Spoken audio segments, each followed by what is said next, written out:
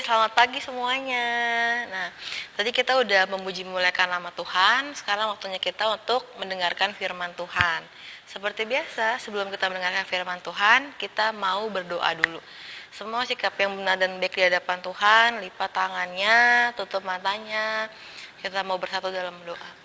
Tuhan, terima kasih Yesus, terima kasih Tuhan atas kebaikan-Mu. Kami boleh sehat, kami boleh ada sampai hari ini, semua karena pertolongan-Mu. Sekarang kami mau mendengarkan firman-Mu Tuhan, kiranya berikan kami hati dan pikiran yang takut akan Engkau, yang setia akan Engkau, yang dengar-dengar akan Engkau, biar kiranya apapun yang kami boleh dengar, kami boleh lakukan dalam kehidupan kami.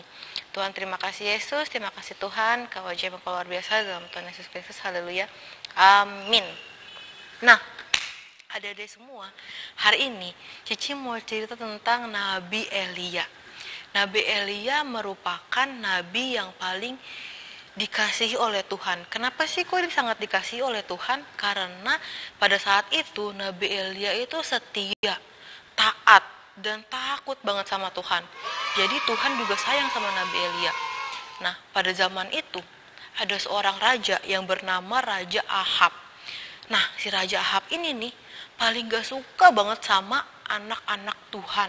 Sehingga dia menyuruh anak buahnya yang banyak tuh pergi untuk membunuh anak-anak Tuhan yang lain yang berkeliaran di luar sana pada saat itu. Dan Nabi Elia termasuk salah satunya pada saat itu.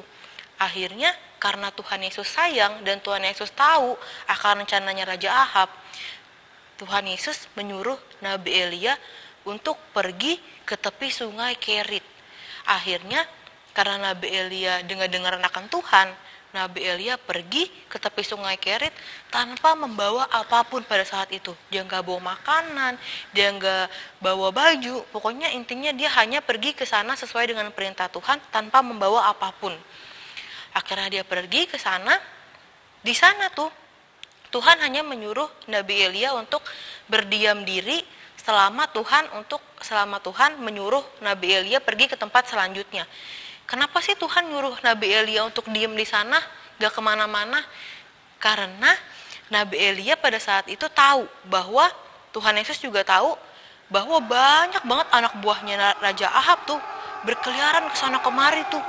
Dia cari anak-anak Tuhan di mana-mana. Akhirnya Nabi Elia hanya disuruh Tuhan untuk berdiam diri di tepi sungai Kerit. Dan di tepi sungai itu tuh selama dia di sana, Tuhan Yesus memelihara Nabi Elia lewat seekor burung gagak. Ada yang tahu nggak burung gagak tuh kayak gimana? Nah, burung gagak nih kayak gini nih, contohnya ya. Burung gagak itu bulunya warna hitam, paruhnya itu walaupun kecil nih, tapi tajam dan runcing ya adik-adik. Terus dia juga itu terbangnya itu cepet banget. Dan pada saat itu burung gagak itu terkenal sama jahatnya di manusia. Dan makanannya itu daging yang udah busuk. Jadi daging yang udah bau, yang udah busuk. Nah itu makanannya dia tuh. Jadi dia tuh terkenal pokoknya karena ketidakbaikannya gitu.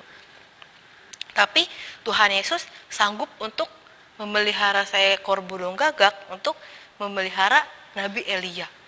Setiap harinya Nabi Elia diberi makan oleh burung gagak.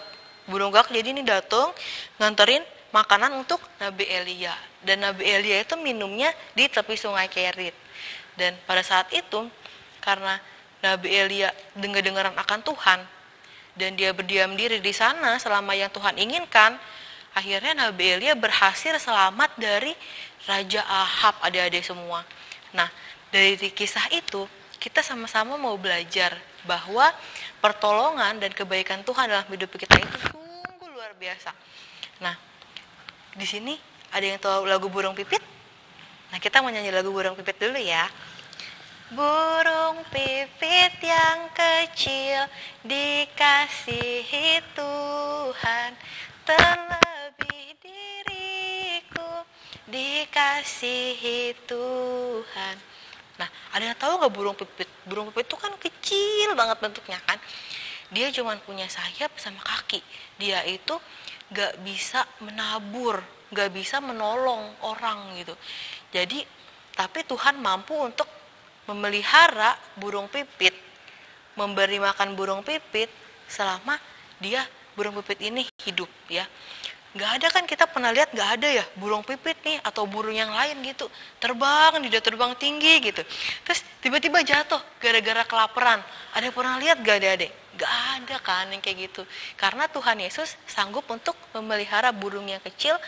Terlebih lagi kita nih anak-anaknya Tuhan, jadi kita tuh nggak perlu khawatir, nggak perlu takut, karena Tuhan itu pasti sanggup untuk menolong hidup kita.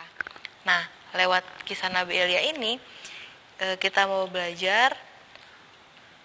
belajar dan kita mau berdoa untuk firman Tuhan yang boleh kita dengar pada pagi hari ini.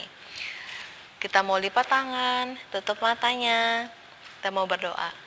Tuhan Yesus, terima kasih Tuhan atas kebaikan kemurahan-Mu, kami boleh mendengarkan firman-Mu. Kiranya firman yang boleh kami dengar boleh menjadi rema dalam kehidupan kami, gak sekedar hanya kami dengar Tuhan, tapi boleh kami lakukan juga. Kami boleh menjadi berkat bagi orang-orang sekeliling kami boleh menjadi berkat dalam keluarga kami. Tuhan, sepanjang minggu yang akan berlangsung juga Tuhan yang boleh tolong, Tuhan yang boleh berikan kami kesehatan, kepintaran, Tuhan. Berkati juga orang tua kami dalam pekerjaannya, kiranya Kau yang boleh campur tangan. Tuhan, terima kasih Yesus, terima kasih Tuhan, Kau ajaib, Kau luar biasa. Dalam nama Tuhan Yesus Kristus, haleluya, amin. Dadah, sampai jumpa.